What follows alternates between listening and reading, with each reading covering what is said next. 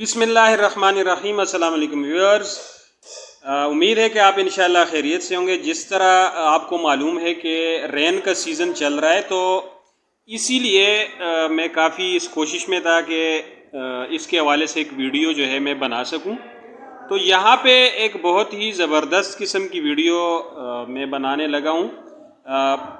जिसने चैनल को सब्सक्राइब नहीं किया तो मैं उनसे रिक्वेस्ट करता हूँ कि लाइक और सब्सक्राइब कीजिएगा और शेयर भी कीजिएगा, ताकि और लोगों को भी इसके बारे में अवेयरनेस भी हो और फ़ायदा भी हो इससे।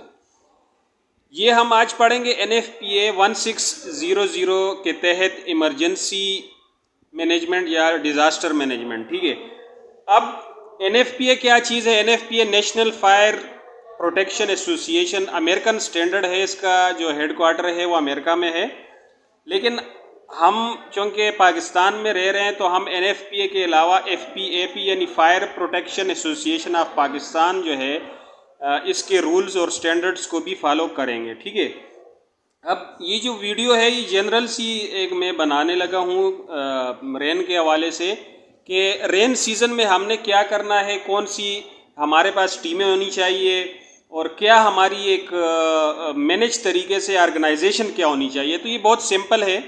आप NFPA 1600 में अगर कैटलॉग खोल लेते हैं तो इसमें अगर थोड़ा सा आगे जाएंगे आप, तो आपको पूरी ऑर्गेनाइजेशन की डिटेल मिल जाएगी। तो एज़ पर रिक्वायरमेंट आप ये ऑर्गेनाइजेशन ख़ुद भी तरतीब दे सकते हैं। हाई राइज बिल्डिंग है, सोसाइटी है या कुछ भी है, आप उस हिसाब से ये बना सकते हैं। ठीक है, अब यहाँ पे मेरे पास जो ये शीट पड़ी हुई है, ये पेज पड़ा हुआ है, इसमें सबसे टॉप पे इंसिडेंट कमांडर जो कि एक कंट्रोल रूम में बैठा हुआ होता है, वो सारी सिचुएशन को कंट्रोल करता है। ऑपरेशन की टीम होती है इनके अंडर, प्लानिंग की टीम और फाइनेंस एंड एडमिनिस्ट्रेशन। ठीक है, ये तीन टीमें काम करती हैं। यहाँ पे ये इसके अंदर लिखा हुआ ब्लैक एंड वाइट में नज़र नहीं आ रहा, तो इस वजह से मैंने बाहर इसको ब्लू पेन से लिख दिया। ठीक है, ये इंसिडेंट कमांडर हो गया, ये ऑपरेशन की टीम हो गई, ये प्लानिंग की हो गई और ये फाइनेंस की। ठीक है, और साथ में ये जो लिखा हुआ है लॉजिस्टिक सपोर्ट की जो टीम है, ये भी फाइनेंस के साथ बहुत ज़रूरी है।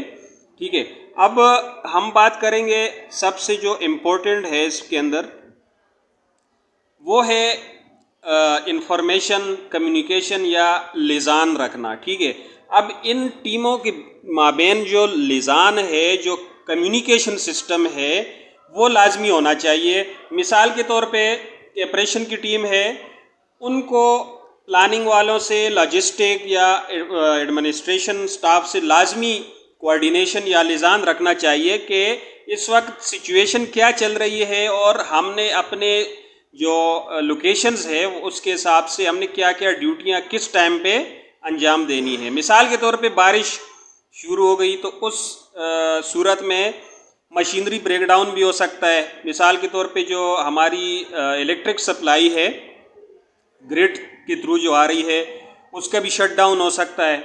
या उसके अलावा जो हमारे DG सेट्स होते हैं, जनरेटर्स होते हैं, वो अगर बैकअप पे चल जाते हैं तो उनका भी शट डाउन हो सकता है। या हमारी जो केबलें हैं, HT की केबल है, LT की केबल है, ट्राफो हैं, जितने भी, उनका भी जो है ब्रेकडाउन हो सकता है। यानी उनमें कहीं से पानी आ जाता है या कुछ भी मॉइस्चर आ जाते हैं बारिश की वजह से। तो हमारे पास जो ऑप्शंस होते हैं अल्टरनेट, कि हमने करना क्या है फिर। ठीक है, तो उस सूरत में हमने एक तो मशीनरी ब्रेकडाउन को जो है वो बिल्कुल टॉप पे रखना है। ठीक है, मशीनरी ब्रेकडाउन की जो ड्रिल है वो हर हफ्ते नहीं तो हर महीने बाद जो है वो कंडक्ट होनी चाहिए।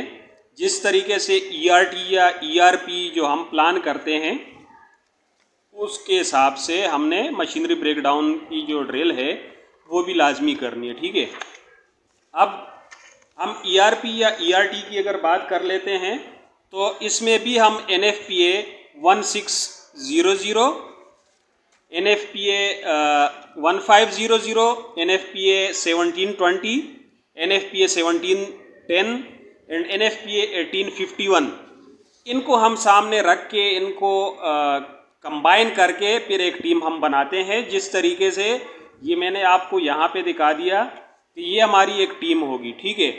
ये सारी जो एक्टिविटीज़ हैं, इस टीम में जितने भी मेंबर होंगे, हर बंदा अपनी अपनी ड्यूटी करेगा 24 आवर्स। अब 24 आवर में जितनी शिफ्टें होती है, जब शिफ्ट चेंज होती है तो उस हिसाब से इन्होंने ड्यूटी टेक ओवर या हैंड ओवर भी करना है, ठीक है। अब हमारे पास जो NFPA 1500 है, ये फायर फाइटिंग से रिलेटेड है। तो in case of rain, heavy rain, flooding भी हो सकती है, लेकिन कहीं पे स्पार्क होने की वजह से फायर भी हो सकती है। तो इस वजह से हमारी जो टेक्निकल की जो टीम है वो ज़्यादा एक्टिव रहेगी और विजिलेंट रहेगी इस मामले में। सबसे पहले उन्होंने सप्लाई कट ऑफ कर देनी है। जिस तरह तरीका है ऑर्गेनाइजेशन का कि पहला स्टेप हमने फायर की सूरत में क्या उठाना है या फ्लडिंग की सूरत में हमने कौन सा स्टेप उठाना है, ठीक है। इस तरीके से जो NFPA 1720 है, ये वॉलंटियर फायर फाइटिंग के लिए नॉमिनेट किया गया है। और 1851 जो फायर फाइटिंग है, उससे कंसर्न जितनी भी इक्विपमेंट्स हैं, उनकी मेंटेनेंस और ये सारी चीज़ें जो है वो इसके साथ जुड़ी हुई हैं, ठीक है। तो हम बात करेंगे ओनली NFPA 1600 एंड 1500 की। जो भी NFPA 1710, 1720, 1851 जो भी ये चीज़ें साथ में जुड़ी हुई है, इंशाल्लाह हम बाद में किसी और वीडियो में किसी और मौके पे डिस्कस कर लेंगे। और ऑलरेडी हम कुछ चीज़ें इसमें डिस्कस कर भी चुके हैं, ठीक है। तो हमारी जो यहाँ पे मेन जो चीज़ है वो है MBD यानी मशीनरी ब्रेकडाउन। मशीनरी ब्रेकडाउन के ऊपर जो ड्रिल्स हैं वो बहुत अहम है, ख़ास तौर पे इस सीज़न के लिहाज से। उसके बाद हमारी जो मेडिकल की जो टीम होती है, मेडिकल की टीम ने हमेशा रेडी रहना है। किसी को अगर खुदा न खास्ता शॉक लग गया, करंट लग गया, कुछ भी हो गया, तो इन्होंने बिल्कुल टॉप पे रहना है और रेडी रहना है, ठीक है। इसी तरह जिस तरह फायर की और सिक्योरिटी की, रेस्क्यू की जो टीमें हैं वो हमारी 24/7 जो है रेडी रहती हैं। तो इस सीज़न में ख़ास तौर पे ये सारी अपनी इक्विपमेंट समेत जो हैं रेडी होंगी और इनका जो भी एक्शन होगा वो इन टाइम होना चाहिए। अगर इन टाइम नहीं होता तो फिर हमारे लिए जो है ये नुकसान का बायस होगा। और ये एक वेल मैनेज तरीका है जिसको लेके हमने चलना है और हमने दूसरों को भी ये चीज़ें सिखानी है। ये सिर्फ खुद नहीं सीखनी, दूसरों के साथ भी चीज़ें शेयर करनी है, बाकायदा ड्रिल्स कंडक्ट करनी है, बाकायदा इसके लिए लेक्चर, अवेयरनेस प्रोग्राम्स वो भी तरतीब देने हैं।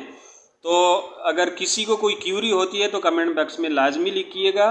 छोटी सी वीडियो थी, ज़्यादा बहस में कर नहीं सकता क्योंकि बहुत बड़ी वीडियो फिर जाहिर सी बात है कोई इतनी बड़ी वीडियो कोई देखता भी नहीं है फिर इतनी गौर से। तो इतना ही काफ़ी है और इंशाल्लाह मज़ीद भी हम इस हवाले से वीडियोस बनाते रहेंगे।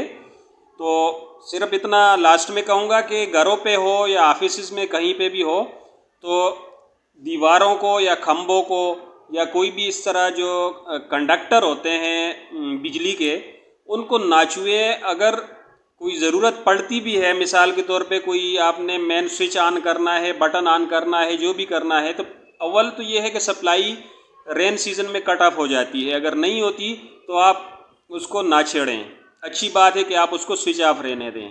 और अगर स्विच ऑन करनी पड़ जाती है तो आप अपनी जो इक्विपमेंट्स हैं, जो PPEs हैं, उनको आप रख लें अपने पास। जिस तरह रबड़ शूज़ होते हैं और ग्लव्स होते हैं, हेलमेट होता है, ये सारी चीज़ें आप पहन के फिर भले ऑपरेट करें। तो इंशाल्लाह उम्मीद है कि बचत हो जाएगी।